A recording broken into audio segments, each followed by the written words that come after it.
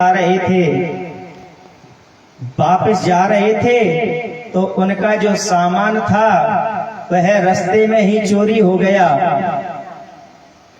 जितने भी उनके पास पैसे थे वह सभी चोरी हो गए।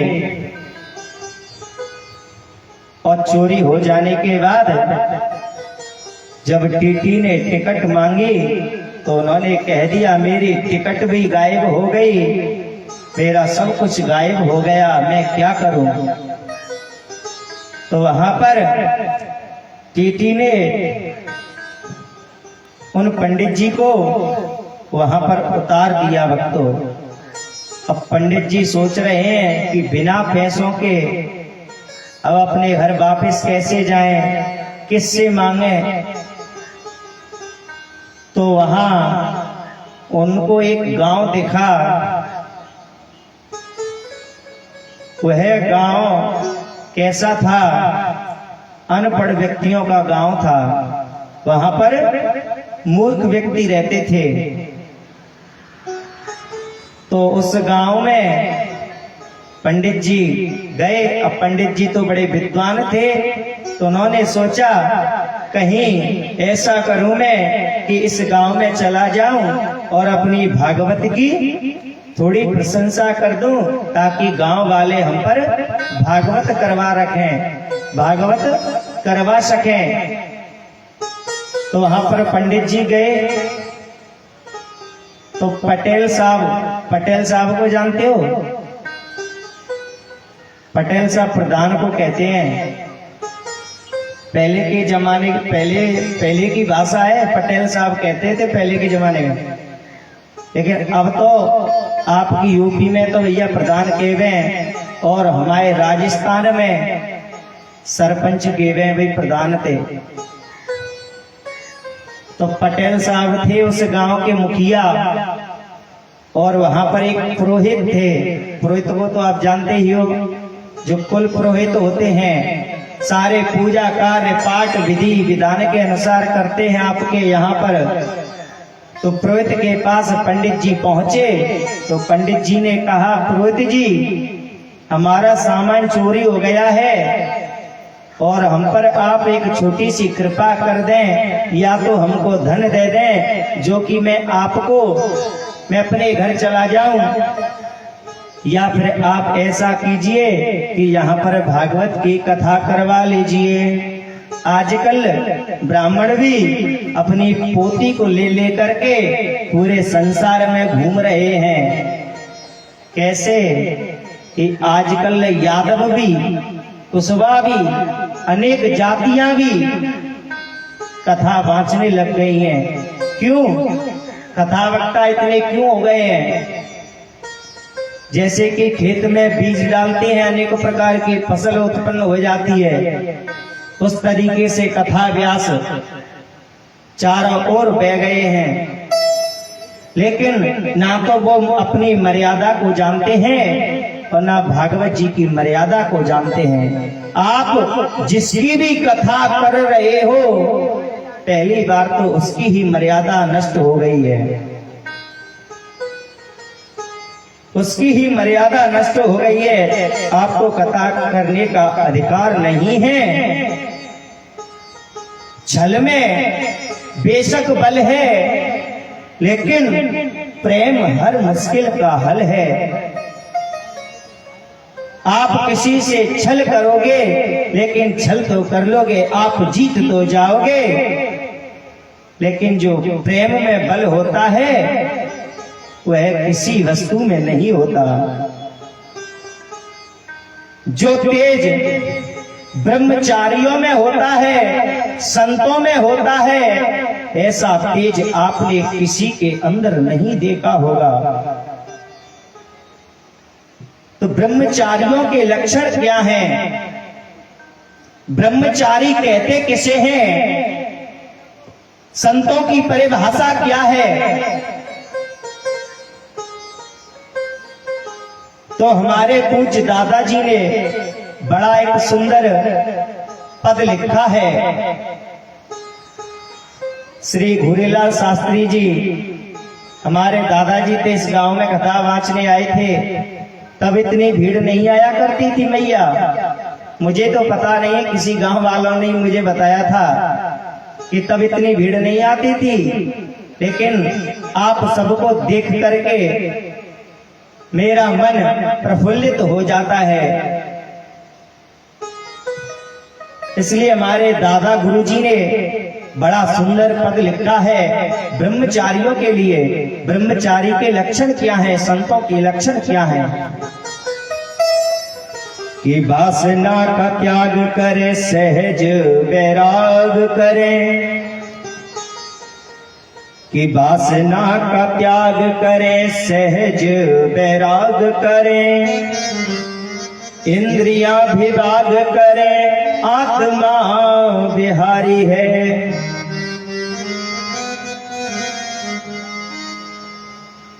कर्मणीय कर्म करे, वेद विधि धर्म करे।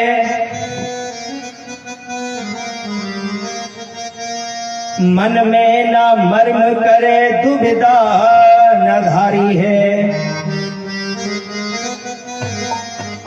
ब्रह्मचारी को कैसा होना चाहिए? कि वासना का त्याग करे, सहज वैराग करे। इंद्रियां विभाग करे, आत्मा बिहारी है। ब्रह्मचारी के 10 लक्षण होते हैं भक्तों। पहला क्या है? कि वासना का त्याग करें, अपनी काम वासना का त्याग करना चाहिए।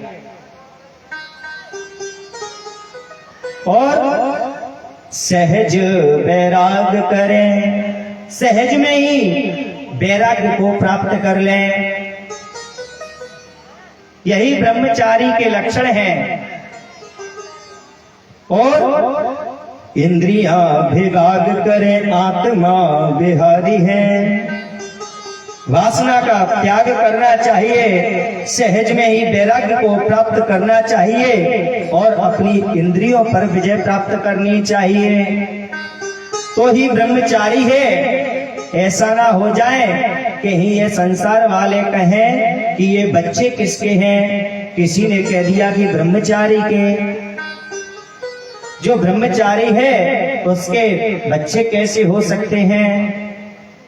किसी संसार वालों ने कह दिया कि ये शोर कहाँ हो रहा है, तो आपने कह दिया कि मौनी बाबा के यहाँ पर जो मौनी बाबा है, मौन धारण किए हुए है, क्या वह शोर क्यों करेगा?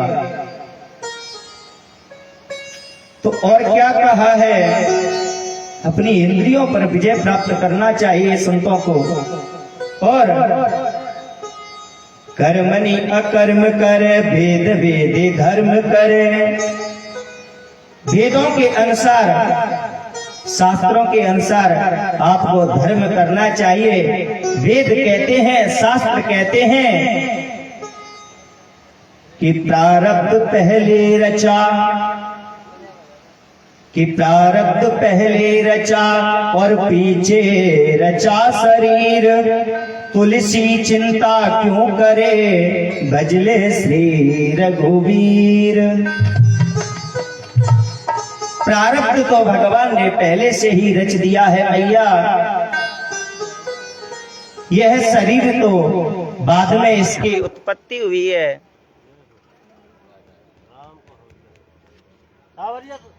लाइट गई क्या? आज करो काम।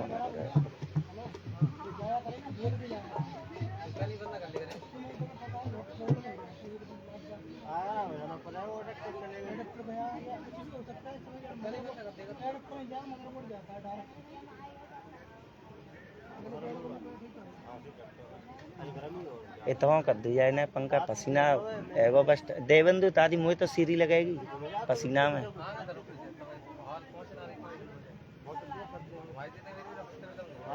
जब बांधने तो ज्यादा गर्म नहीं लगाते, कटवा गया मैंने नीचे करवाया था मैंने साफ। राधे राधे, बोली राधा रानी सरकार की जय हो। वहां पर और क्या कह रहे हैं, कर्मणि अकर्म कर वेद वेदे धर्म करें। वेदों के अनुसार हमें धर्म करना चाहिए, शास्त्रों के अनुसार हमें धर्म करना चाहिए, लेकिन आप धर्म की बजाय अधर्म करते हो। आजकल अपने ही हिंदू लोग अपने हिंदू धर्म की मजाक उड़ा रहे हैं। जो हिंदू है वो तो हिंदू ही है, लेकिन जो हिंदू है लेकिन वह भी अपने धर्म को बदल रहा है। क्यों? इस संसार में परमात्मा एक ही है, लेकिन आप उनके रूप अलग अलग हैं। भीमराव अंबेडकर जी यह कोई देवता नहीं है, भगवान नहीं है जो इनको पूजते हो। महात्मा गांधी जी कोई देवता नहीं है जो इनको पूजते हो, लेकिन इन्होंने इतिहास लिखा, संविधान को बनाया। आप अपने ही धर्म में अलग अलग बट गए। जैसे कि एक परिवार के 4 सदस्य अलग अलग बट जाए तो 4 जगह खर्चा होगा। अगर वही मित्र, वही अपने भाई अगर एक जोर एकत्रित होकर के रहे तो खर्चा नहीं होगा इतना। इसलिए भक्तों, आप अपने धर्म का मजाक मत उड़ाओ। पूज्य बागेश्वर वाले महाराज जी ने सही कहा है और वह सही बोलते हैं। जो भी बोलते हैं मुंह पे बोलते हैं, सत्य बोलते हैं, लेकिन वक्ता को ऐसा नहीं होना चाहिए कि कोई भी जो बात है उनको छुपा जाए। कोई भी बात बोले, खुल के बोले, मुंह पे बोले, क्योंकि हमेशा सत्य बात सबको कड़वी लगती है, दवाई की तरह। वहां पर संतों को सबका साथ देना पड़ेगा, संतों का साथ देना पड़ेगा, जभी तो हमारे संत ऐसे धार्मिक अनुष्ठानों को आगे बढ़ाएंगे। जब आपका सहयोग होगा जभी तो वह धार्मिक कार्य कर पाएंगे, हमारे धर्म को बढ़ाएंगे। आप उनको साथ दो। किसी ने कहा था, तुम मुझे खून दो मैं तुम्हें आजादी दूंगा। हमारे देश के शहीद हैं, क्या इन्हीं पागल दिमागों में भरे खुशियों के लक्ष्य हैं? हमें पागल ही रहने दो, हम पागल ही अच्छे हैं। वहां पर हमारे शहीद हमारे देश को आजाद करा के गए हैं। वह 5 लोग थे, लेकिन आप तो यह पूरा संसार है। आप तो अपने धर्म से ही स्वतंत्र नहीं हो। कभी भी बौद्ध धर्म को मानते हो, कभी जैन धर्म को मानते हो, लेकिन सबसे पुराना धर्म हमारा सत्य सनातन धर्म है। इसका प्रमाण मेरे पास है। किसी को पूछना है, देखना है, मेरे पास आ जाए, मैं उसको श्लोक सहित उसको प्रमाण दे दूंगा। सबसे पुराना हमारा धर्म सत्य सनातन धर्म है, लेकिन उस सत्य सनातन धर्म की ही हम ध्वजा को उखाड़ करके फेंक रहे हैं। क्यों नहीं फेंकना चाहिए? अगर हमारा धर्म नहीं होगा तो आपको जीने का कोई अधिकार नहीं है। क्यों कि धर्मो रक्षति रक्षितः। आप धर्म की रक्षा करोगे तो धर्म आपकी रक्षा करेगा। अगर आप धर्म की रक्षा नहीं करोगे तो धर्म भी आपकी रक्षा करने वाला नहीं है। इसलिए आप सभी संतों का सभी ब्राह्मणों का। लेकिन एक बात बताऊं मैया, ब्राह्मणों से जलने वाले बहुत हैं, ये हम सब जानते हैं, मैं भी जानता हूं, मेरे से भी जलने वाले बहुत हैं मेरे गांव में। आपसे भी होंगे, बहुत सारे लोग होंगे जलने वाले। जब कोई व्यक्ति आगे बढ़ते हुए दिखता है तो क्या समझते हैं लोग, कहीं ये आगे ना बढ़ जाए। कहते हैं अरे भैया तूने तो इतनी ऊंची हवेली बनवा ली, कैसे बनवाई। लेकिन ये नहीं पता भक्तों, उसने मेहनत कितनी की है, उसने कितना पसीना बहाया है, लेकिन यह नहीं देखते। वहां पर आप संतों का साथ दोगे तो संत आपके धर्म को, हमारे धर्म को, भारत के धर्म को बढ़ाएंगे। आप धर्म की रक्षा करो, धर्म आपकी रक्षा करेगा। अगर आप धर्म की रक्षा नहीं करोगे तो आपकी धर्म रक्षा नहीं करेगा। हम भागवत जी को सम्मान नहीं देंगे तो हमारा सम्मान क्या आप लोग करोगे। हमारा सम्मान किसके कारण हो रहा है, भागवत जी के कारण। मैं कोई भगवान थोड़ी हूं जो मेरा आप सम्मान करोगे। अगर किसी दामाद का सम्मान होता है तो पुत्री के कारण, बिना कारण के कहीं भी किसी जगह पर सम्मान नहीं होता। और सम्मान वही करता है जिसके पास खुद सम्मान हो। जो दूसरों का सम्मान करता हो उसका सब सम्मान करते हैं। तो आप संतों का साथ तो दो।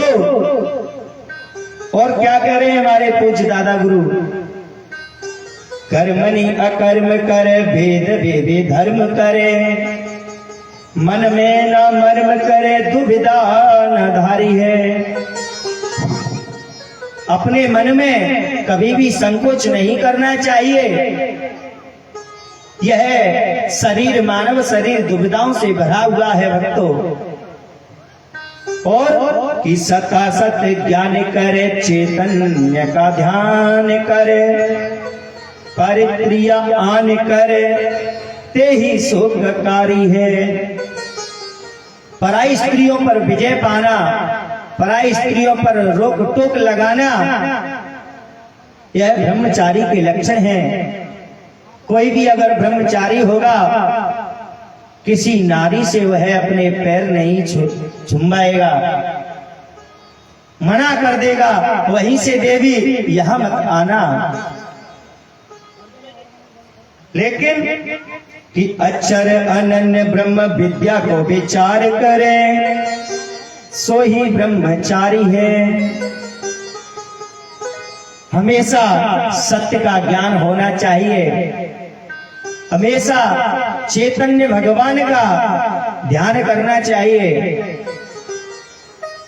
लेकिन आप भगवान का ध्यान क्यों करोगे, आप तो काम वासनाओं में फंसे हुए हैं। क्यों कि कामी और क्रोधी मन को मोह में फसाया, लोभ ने हमेशा तेरी नाव को डुबाया। और ना कुछ तेरा ना कुछ मेरा, ये तो है जोगी बाला फेरा। इस काम वासना ने अपने मन को अपने मोह में फंसा लिया है। क्योंकि मोह किसका पुत्र है भैया, माया का। जहां पर माया होगी, लक्ष्मी होगी, वहां पर आपको लगाव बहुत होगा, मोह जरूर होगा। और जहां पर मोह होगा वहां पर लक्ष्मी भी अवश्य रहती हैं। हम पर लक्ष्मी क्यों नहीं टिकती पता है, बाणक पर क्यों टिकती है?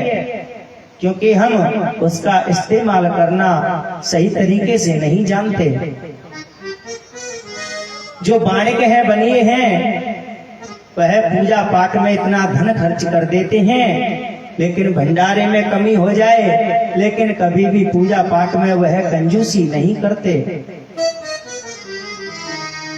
और हमेशा ब्रह्म का ज्ञान होना चाहिए कि ब्रह्म कौन है। इसलिए सभी लोगों से, जैसे कि हमारे गुरुजी ने एक हमें बहुत अच्छी बात बताई थी, क्या कि एक सोरों जी के पंडा थे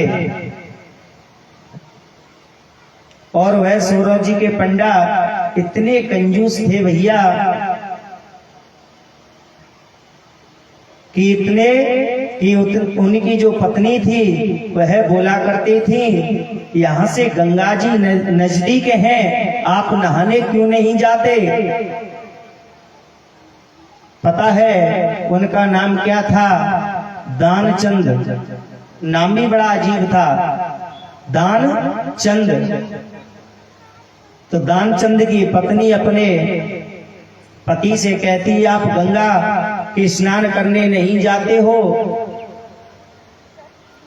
तो पंडाओं को भी बड़ा संकोच होता है, कहते हैं कि कब हमारा जजमान आए। तो एक दानचंद सेठ जी थे। दानचंद सेठ जी का घर मकान 10 किलोमीटर दूर था गंगा जी से।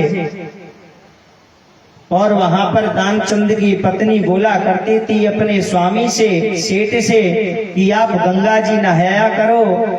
तो सेठ जी कहते हैं वहां पर जाऊंगा तो वहां पंडा लोग मिलेंगे और वहां पर दक्षिणा मांगेंगे, इसलिए मैं नहीं जा रहा। और वह सेठ कैसा था कि दूध में मक्खी भी पड़ गई तो उसको निकाल के फेंक के उसको भी ग्रहण कर लेता, ऐसा था। तो उसने मना कर दिया, मैं सोरो जाऊंगा, गंगा जी जाऊंगा तो वहां पर पंडा लोग हमसे दक्षिणा लेंगे। वह देने से डरता था। लेकिन आगे चल करके पत्नी ने कहा, पत्नी को जब अधिक गुस्सा आया, पत्नी ने आंख निकाल करके अपने पति से कहा, क्या करोगे संपत्ति का? थोड़ा बहुत ले लेंगे, दान पुण्य में कुछ भी निकल जाए अच्छा ही है। लेकिन आपने जितने भी सेठ देखे होंगे बड़े बड़े पैसे वाले, उनका रहन सहन कैसा होगा? एकदम नॉर्मल, सादा, सिंपल। और फिर भी पता है क्या कहेगा सेठ? अरे कछु कमाई ना हैरी पंडित जी, हमारी बिजनेस में घाटो ही घाटो जा रहा है, ऐसे कहते हैं। लेकिन उसे नहीं पता कि उसने कोटी कितनी खड़ी करवा दी उसी धन से। तो वहां पर सेठ जी एक दिन हिम्मत करके गए गंगा जी नहाने। और पता है किस घाट पे गए? मुर्दा घाट पर, जहां पर कोई नहीं आए, क्योंकि पिंडदान अलग घाट पर होते हैं और मुर्दा अलग साइड में जलते हैं। वहां पर उन्होंने कहा यहाँ स्नान कर लूंगा तो यहाँ पर पंडा नहीं आएंगे, स्नान करके जल्दी निकल जाऊंगा तो मुझे कोई देखेगा भी नहीं। तो पंडित जी जब दानचंद जो सेठ जी थे वह गंगा के किनारे जाकर के अपने वस्त्र उतार करके जैसे ही पहली डुबकी लगाई, वहां पर भगवान साक्षात नारायण भगवान पंडा का रूप धारण करके वहीं पर आ गए परीक्षा लेने के लिए उस भक्त की, कि ये मैं देखता हूं ये कैसे नहीं देता। जब उसने देखा, अब पंडा जी की ओर देखे ऊपर नीचे कि यहाँ पर पंडा जी ने मुर्दा घाट भी नहीं छोड़ो, ऐसे तैसे तो मैं बच बुची के आयो पंडनते, और फिर भी यह आ गए, क्योंकि भगवान नारायण साक्षात रूप धारण करके वहां पर पंडा का आ गए थे उसको सुधारने के लिए। और बोले, अरे सेठ जी आपका कल्याण हो, आपका मंगल हो। वहां पर भगवान कहने लगे और कह रहे हैं सेठ जी से, आप हमें दक्षिणा दे दीजिए। सेठ जी ने कहा, मेरे पास कुछ नहीं है, पंडा जी ने कहा तो बैसाख में दे देना, हम तो लेने आ जाएंगे। तो उसने कहा मैं बैसाख में भी नहीं दे सकता, मेरे पास है ही नहीं, कुछ भी तो होगा तुम्हारे पास। उन्होंने कहा मेरे पास केवल 2 कौड़ी हैं। कौड़ी जानते हैं? पहले के जमाने में कौड़ी चलती थी। 2 कौड़ी दे देंगे, घर से ले जाना। सेठ ने सोचा पंडित जी आवेंगे नहीं और हम मिलेंगे नहीं। पंडित जी ने कहा पता हमारे घर की, लेकिन पंडित जी ने सब पहले ब्यौरा पूरा लिखो रखो रहते है। पूरे बाप दादन के ऊपर कितनी पीढ़ियां उनके पास लिखी हुई रखी रहती हैं, उनको सब पता रहता है। हमें नहीं पता होगा, लेकिन पंडित जी को जरूर पता होगा कितनी पीढ़ियां यहाँ पर आई, कितने समय पर आई, क्यों आई, कैसे आई। 3-4 बार तो मैं आ गया यहाँ पर अपने पिताजी, भाई और माताजी को लेकर के। वैसे मैं तो बहुत बार आया हूँ, 10-12 बार हो गया सोरों तो, पर मुख्य रूप से स्नान करने के लिए 3 बार आया हूँ। वहां पर सेठ जी अपने घर ऐसा कहकर के घर चले गए और भगवान भी अंतर ध्यान हो गए। तो अगले दिन पंडित जी वही भगवान नारायण पंडित जी का रूप धारण करके उस सेठ जी के पास पहुंच गए। और पहुंचने के बाद मैया दरवाजा खटखटाने लगे। तो उधर सेठ जी कहते अपने पत्नी से जरा देखना कहीं पंडित जी तो नाने आएंगे, देखना। और आ भी गए हुए तो नो कह दियो पंडित वो सेठ जी घर पे ना आए, तो मना कर दियो। तो उसने देखा कि पंडित जी हैं और वहां पर पंडित जी को देख करके सेठ जी ने कहा बोल दो कि सेठ जी घर पर नहीं है। पंडित जी से बोला गेट नहीं खोला जब तक, वहीं से बोलने लगी कि सेठ जी अभी घर पर नहीं है। तो भगवान ने कह दिया अभी तो मैंने अंदर जाते हुए देखे हैं। तो इतने में सेठ जी बोले अपने पत्नी से ये बोल दो वो तो मर गए। वहां पर पत्नी ने ऐसा कह दिया मजाक में कि हमारे सेठ जी तो चले बसे। तो पंडित जी ने कही अब ये तो और अच्छी बात है, अब तो दाह संस्कार करवा के ही जाएंगे हम, ये तो बड़ी अच्छी बात है। अब तो गांव वालों को मैं बुलाता हूँ, सबसे कह देता हूँ कि सेठ जी तो चल बसे। इतने में भगवान ने सबसे बोल दिया। वहां पर भीड़ इकट्ठा होने लगी और सेठ जी की सांसें चल रही।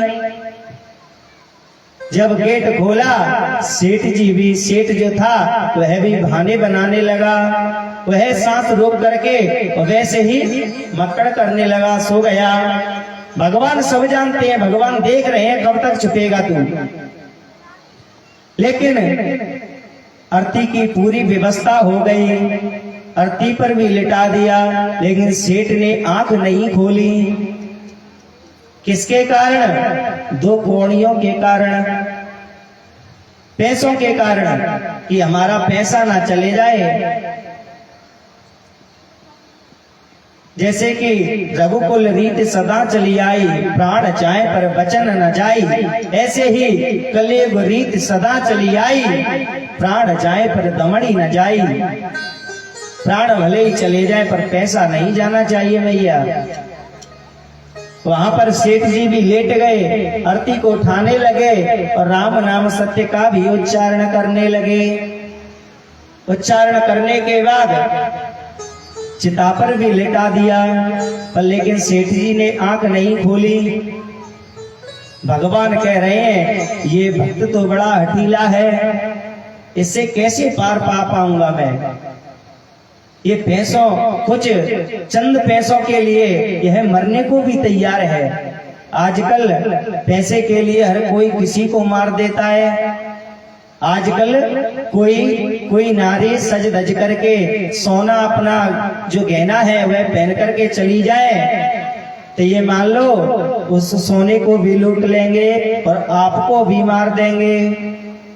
ऐसा है, धन की बड़ी विचित्र माया है कि मन पवित्र होता ज्ञान गंगा में नहाए से, धन पवित्र होता धर्म में लगाए से। मन पवित्र गंगा जी में नहाने से होता है। धन पंडा जी को देखा खोल के, फिर आंख बंद कर ली कि पंडित जी अभी तो यहीं खड़े हैं। लेकिन भगवान ने कह दिया बड़ा ढीला भक्त है, मर जाएगा लेकिन देगा नहीं। भगवान वहां से अंतर ध्यान हो गए। सेठ भी अपने घर चला गया। देखो, दान देने की महिमा ऐसी होती है भक्तों। और कथा सुनने की कैसी है। कहाँ चल रहे थे भैया, पता है आपको? कहाँ चल रहे थे? पटेल साहब पर, प्रधान जी पर, कि पंडित जी के वहीं पे तो ये चल रहा है कि दान कैसे करना चाहिए। तो पंडित जी पुरोहित जी से बोले कि आप हमसे भागवत जी की कथा करवाइए। तो जो पुरोहित जी थे उन्होंने कहा कथा पता हम नहीं करवाते, जाओ यहाँ से जाओ। तो पंडित जी ने जरा जोर से कहा, उनकी प्रशंसा की, पुरोहित जी की प्रशंसा करने के बाद, पुरोहित जी आप किसी की भी थोड़ा बहुत प्रशंसा कर दो ना तो पता है कहाँ चढ़ जाता है, पेड़ पे। इतना के धनिया के पेड़ पे चढ़ गो ने प्रशंसा का कर दी। तो मैया आप प्रशंसा, जो प्रशंसा करता है वह आपका नहीं होता है। कितनी भी प्रशंसा करे, मीठे बोल बोले, वह मान के चलना कि वह जहर उगल रहा है। लेकिन जो सत्य बोले, लेकिन आपको जहर मीठा लगता है और जो मीठी चीज है वह जहर लगती है। वहां पर पटेल साहब के पास गए, क्योंकि वहां मूर्खों का गांव था, अनपढ़े लोग थे वहां पर। तो वहां पर पटेल साहब के पास गए पुरोहित जी, और पुरोहित जी बोले पटेल साहब भागवत जी की कथा करवाइए। पटेल साहब ने कहा कथा किसकी? कथा पता हम नहीं जानते। जैसे कि मैया आपकी समझ में कथा ना आ रही होगी, लेकिन कछु मैया बड़े ध्यान से सुन रही हैं। उनको पता है कि कल की कथा कहाँ पर चल रही थी।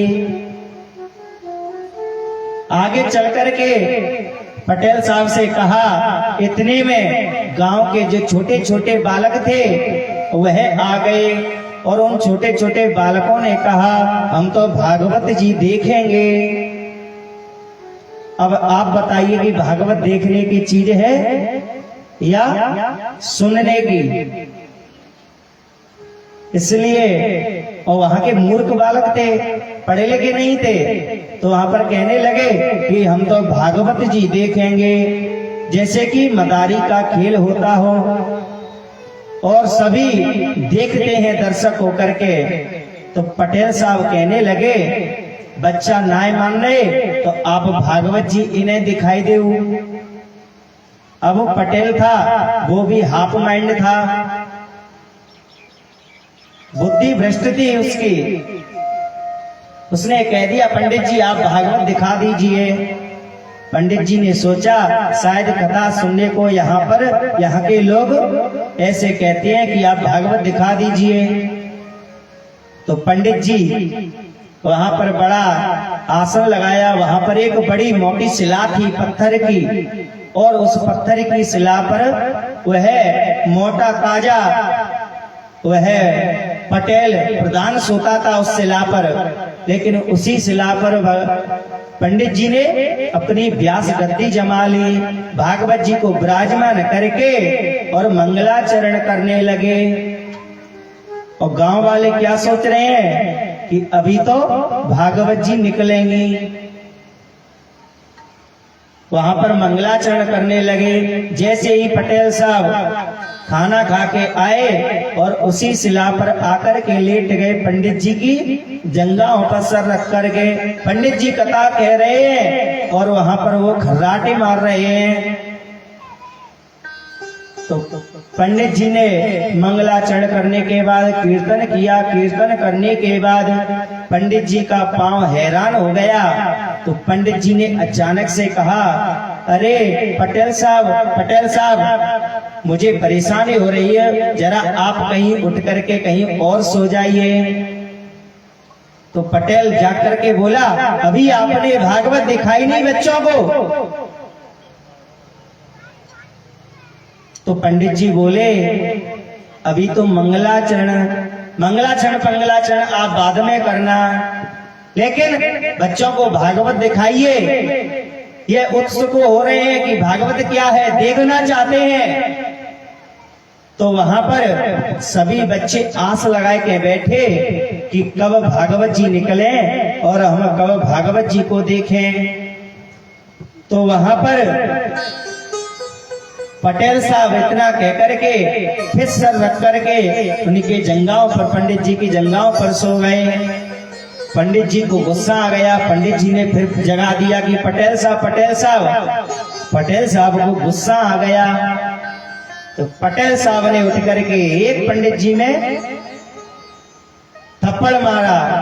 पंडित जी नीचे गद्दी थे और आगे चलकर का हुआ, जब जैसे ही पंडित जी को क्रोध आया तो पंडित जी ने उठ करके एक तमाचा पटेल में मारा। क्या हुआ? अब पता गांव वाले क्या सोचने लगे, देखो भैया अब भागवत शुरू हुई है, अब भागवत निकली है और बीच बचाव और नहीं करे बिने में। अब उन्हें क्या पता कि भागवत प्रारंभ है रही है, महाभारत को युद्ध चल रहा है। कभी पंडित जी पटेल को मारे, कभी पटेल पंडित जी के ऊपर। खूब घूसा लातने की बरसात हो रही। सभी जो गांव वाले थे वह सब देखने लगे, कहने लगे, देखो भैया भागवत तो अब शुरू हुई है और बीच बिचाव मत करियो बिल्कुल, ये भागवत जी वहीं पे विराजमान है जाएंगी।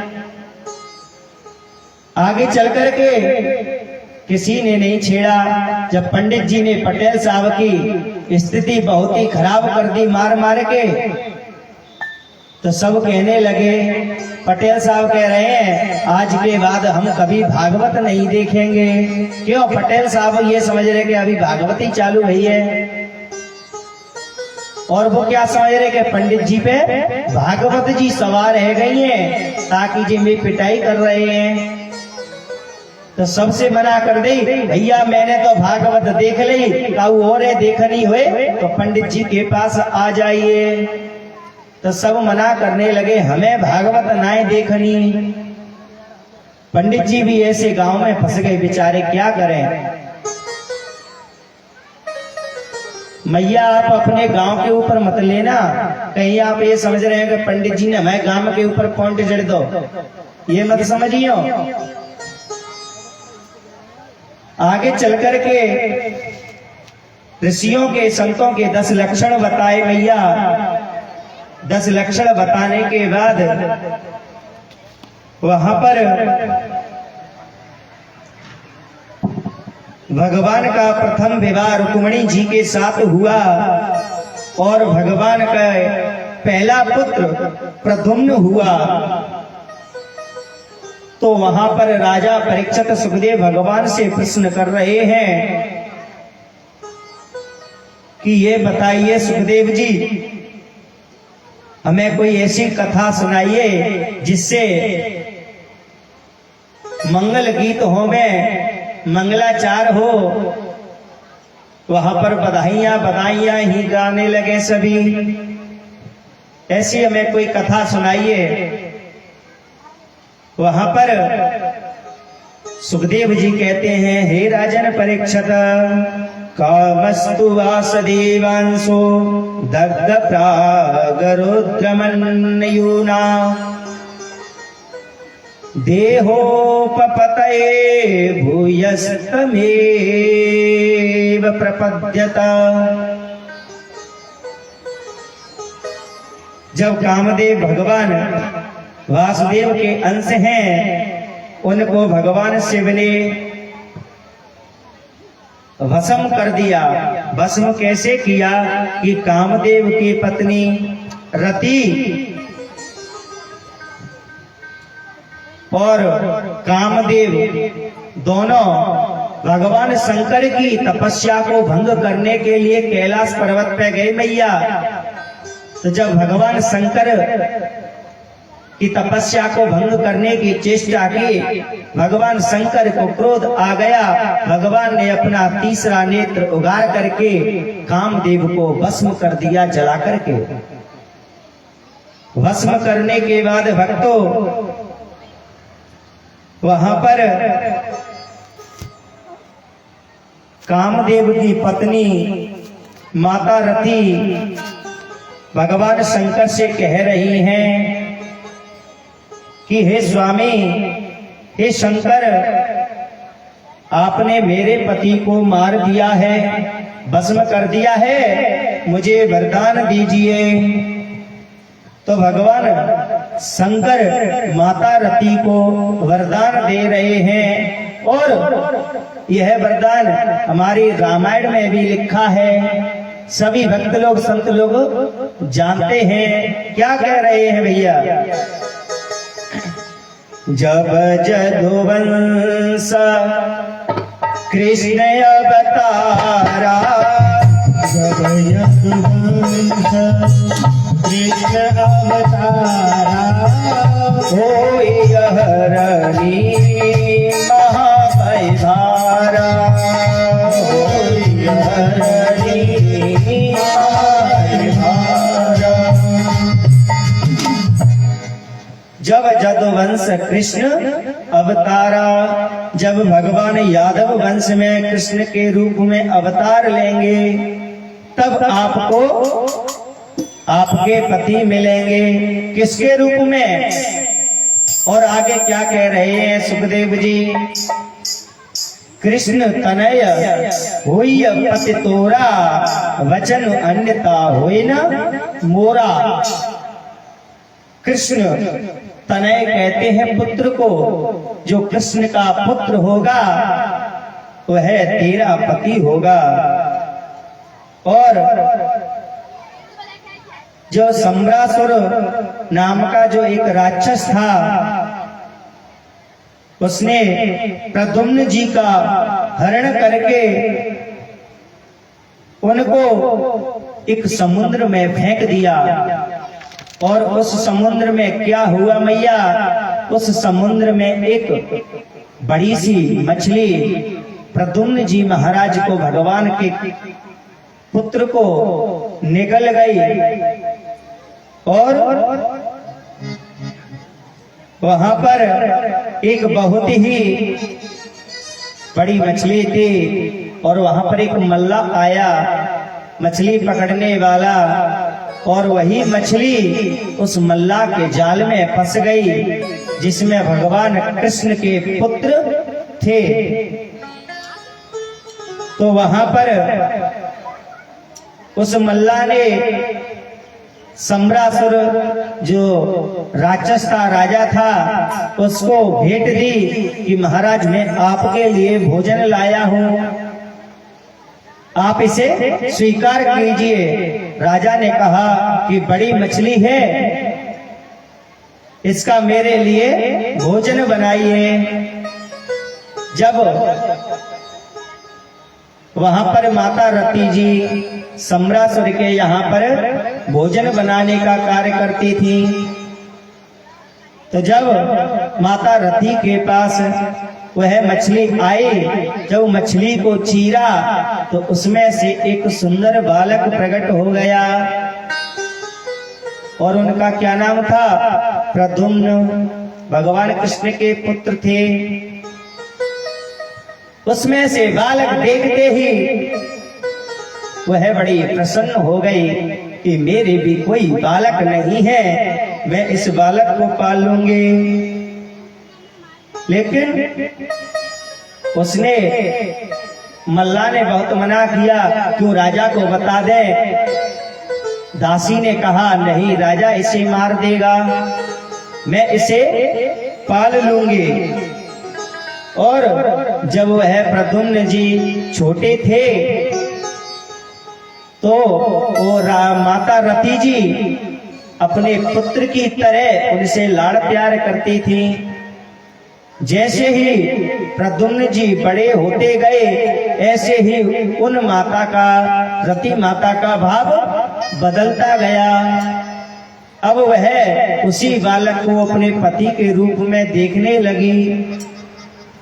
और रति क्या कह रही है? भगवान नारायण सुता संभर रेणा हृदो ग्रहात अहम ते दीकृता पत्नी रति कामो भवान प्रभु। भगवान नारायण के जो सुत हैं, पुत्र हैं, वही मेरे पति, ऐसा मन में सोच रहे हैं। जब प्रद्युम्न जी बड़े हुए, बड़े होकर के माता का भाव बदल गया, तो प्रद्युम्न जी ने रति से पूछा, क्यों रति, जब मैं बालक था तो आप माता की तरह व्यवहार करती थी, लेकिन जब मैं बड़ा हो गया तो आप मुझे पति के रूप में देखती हो। माता रति, तेरा काल आ गया है। प्रद्युम्न जी ने सम्रासुर का वध कर दिया, और वध करने के बाद वहां पर रति को लेकर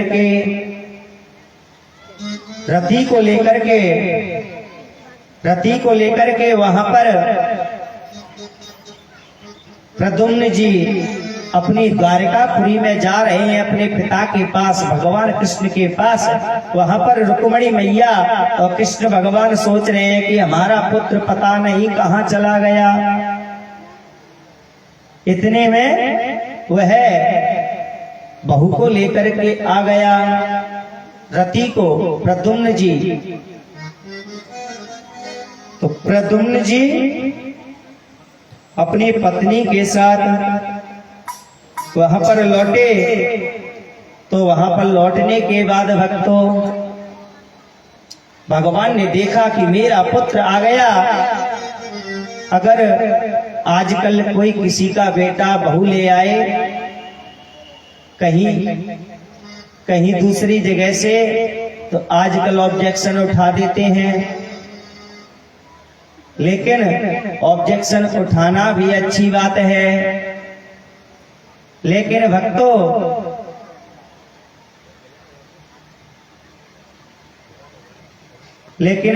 वहां पर प्रद्युम्न जी भगवान कृष्ण के बारे में सोच रहे हैं कि मेरे पिताजी कितने दुखी हुए होंगे। वहां पर भगवान कृष्ण सोच रहे हैं, अब कोई बात नहीं, बहू भी आई है, बेटा भी आ गया। और यहाँ पर भगवान ने बहू का बड़ा आदर से द्वारिकापुरी में स्वागत किया। और स्वागत करने के बाद वहां पर सब सखियां मंगल गीत बधाई गा रही हैं। क्या गा रही हैं? वहां पर जितनी भी नारियां हैं वह भगवान का भजन कर रही हैं। और क्या कह रही है भगवान क्या कह रहे हैं मैया से, रुक्मिणी से, राधा के बारे में बता रहे हैं। राधे कौने से पुण्य किए तूने,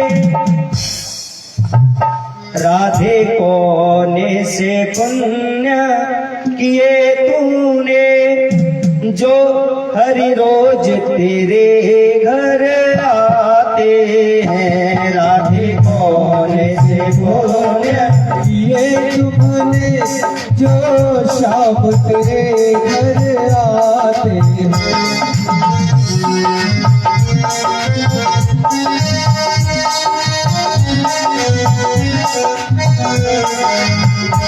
और क्या कह रहे हैं?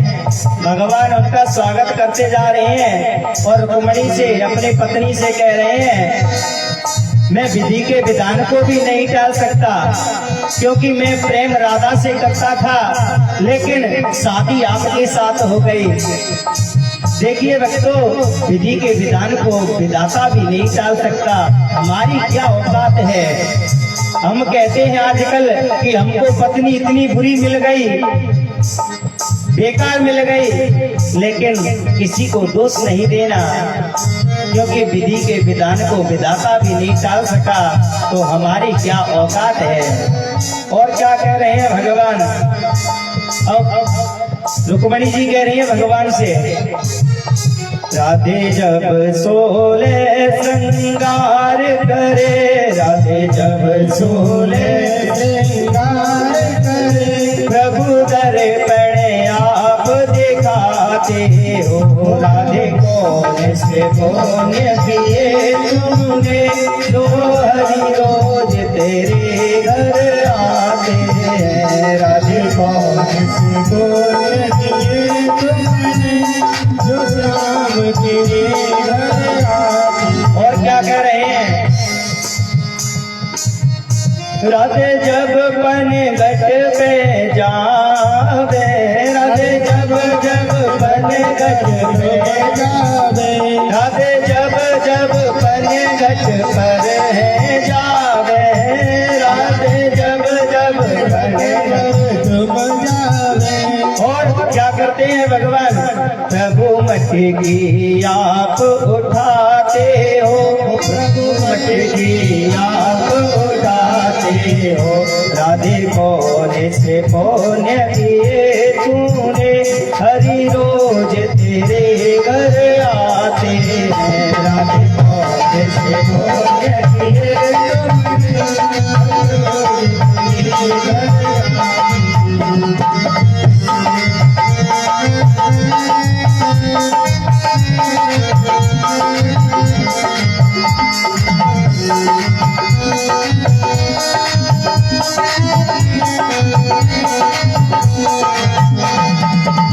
राधा जब जब भोग तैयार करे, राधा जब जब भोग तैयार करे, राधा जब जब भोग तैयार करे, राधा जब जब भोग तैयार करे, हरि आकर भोग लगाते हैं, हरि आकर भोग लगाते हैं, प्रभु आकर भोग लगाते हैं, प्रभु आकर भोग लगाते हैं, राधे कौन से पुण्य किए तुमने, जो श्याम तेरे घर आते हैं, राधे कौन से पुण्य किए तुमने, जो श्याम तेरे घर आते हैं, जो श्याम तेरे घर आते हैं, राधे श्याम तेरे घर आते हैं, श्याम तेरे घर आते हैं। जब पंखा घुमा दी नहीं तक उन्हें पसीना ते करो वैसे रहो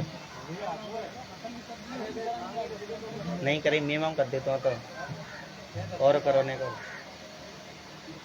ने करो बस पसीना तो सुगत रहेगा नहीं गले खत्म कर देगा पसीना। बोली राधा रानी सरकार की। अरे मैया ने जोर से बोला करो, बोली राघवेंद्र सरकार की।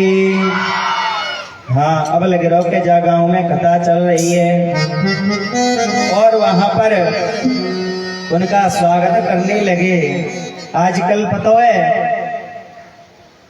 बहू को स्वागत करे जब कोई आता है तो सास समंते आधा जलती है बहुते कैसे आजकल बहू ऐसी है ये टेंशन मन लो आप मैया हो। आजकल की बहू सास कैसी हैं, सास कौन देखे जो अपनी बहू को चैन की श्वास ना लेने दे उसे सास कहते हैं। लेकिन सास माता आप भी गलत मत समझना।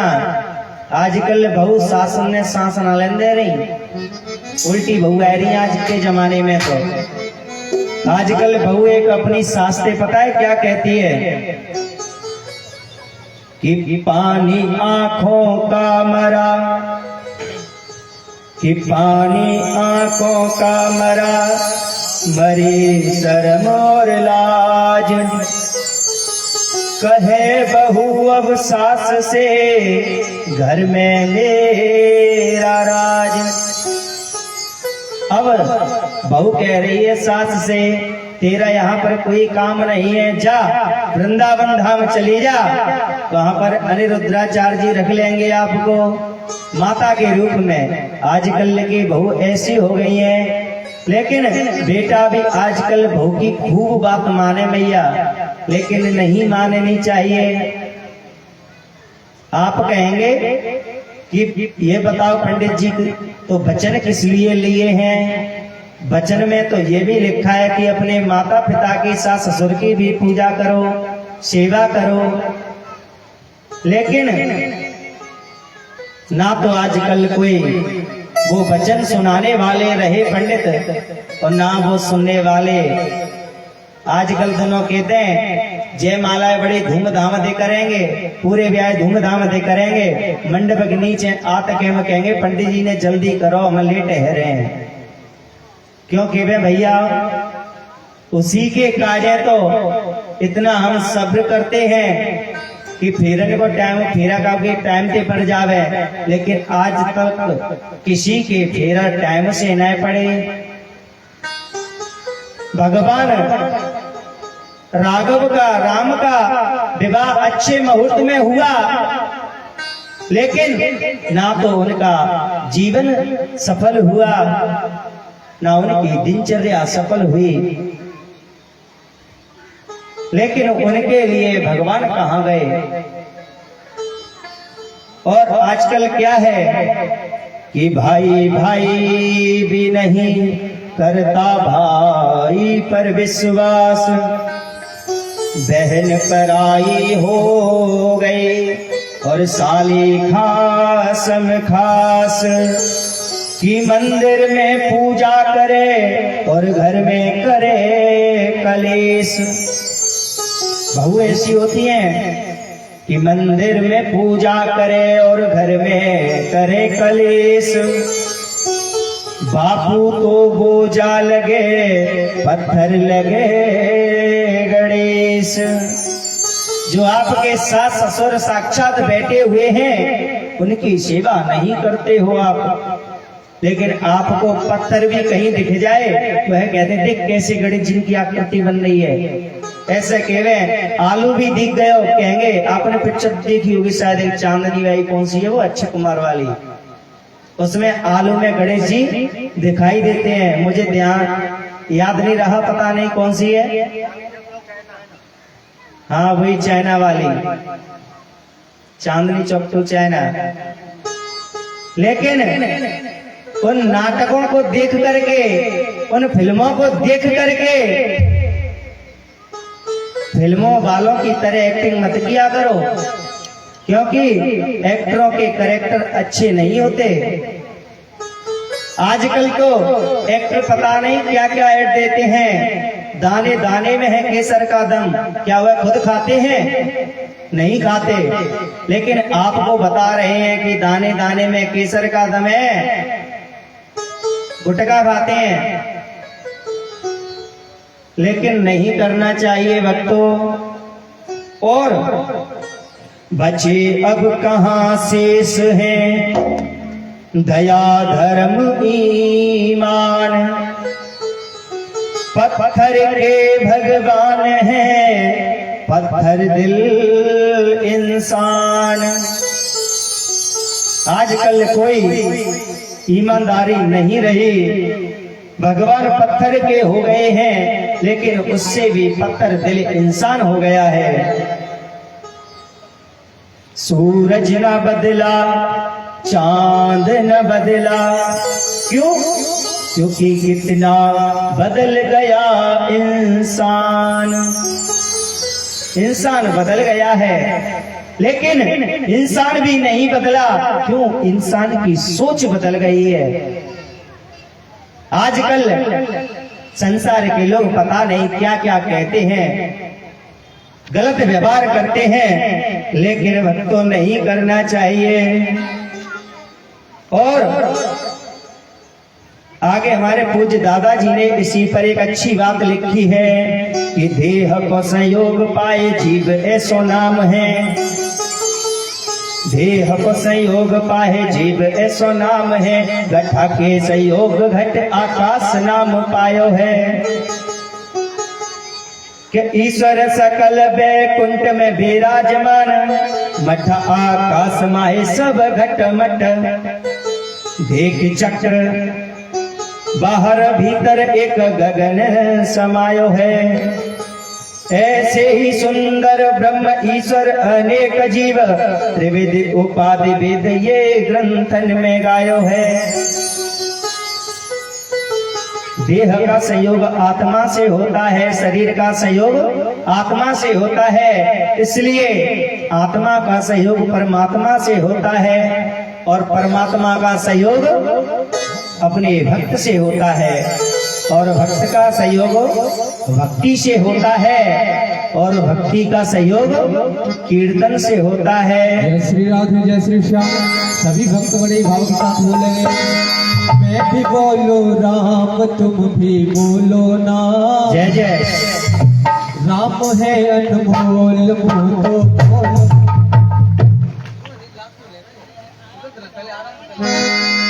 मैं भी बोलो राम तुम भी बोलो ना। राम है अनमोल मुख तो खोलो ना। मैं भी बोलो राम तुम भी बोलो ना। राम है अनमोल मुख तो खोलो ना। आसान भजन है, इतना तो बोल ही सकते हैं आप, ऊपर ऊपर कड़ी में। मैं भी बोलो राम तुम भी बोलो ना। राम है अनमोल मुख तो खोलो ना। गाइए सभी एक साथ ताली के साथ। मैं भी बोलो राम तुम भी बोलो ना। राम है अनमोल मुख तो खोलो ना।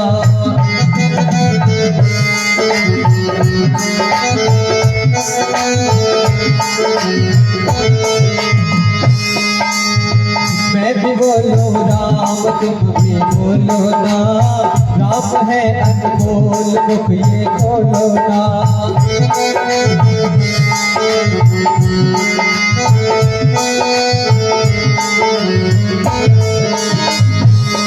तू मृत्यु लोक में आया, तूने राम नाम नहीं गाया। तू मृत्यु लोक में आया, तूने राम नाम नहीं गाया।